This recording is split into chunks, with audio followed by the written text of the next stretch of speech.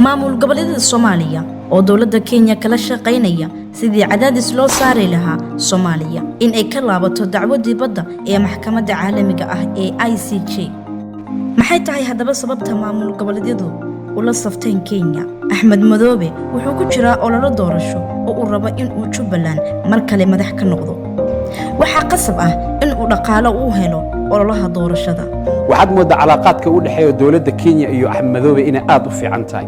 maadaama ay saas tahayna Kenya waxay ugu ballan qaaday in ay taageerayso isna uu garab ku siiyo sidii Dawladda Soomaaliya Cadaadis loo saari lahaa.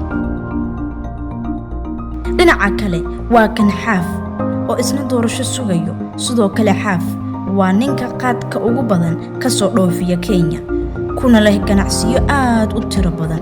waxa ayna Dawladda Kenya ugu ballan qaaday in ay ganacsigiisa iyo doorashadaba aad ugu taageerayso. aniga xataa gurigayga ma tagin hal sano xamar ma tagin anwaas inaad ogtihiin baan u malaynaya cadaadana diyaarad baan ku dul maraa laakiin intaasoo dhan dagaal baan ka xigaa waana gaari doonaa insha allah.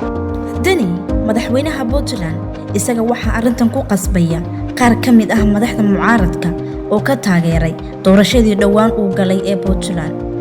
Ware waa madaxweynaha Hirshabelle wuxuu hay'adda UN-ka ka helay mashruuc lacag badan ku baxayso maadaama uu ahaa sargaal horay uga soo shaqeeyay kaas oo uu hadda kala shaqaynayo Mwangi Kiunjiri wasiirka beeraha Kenya.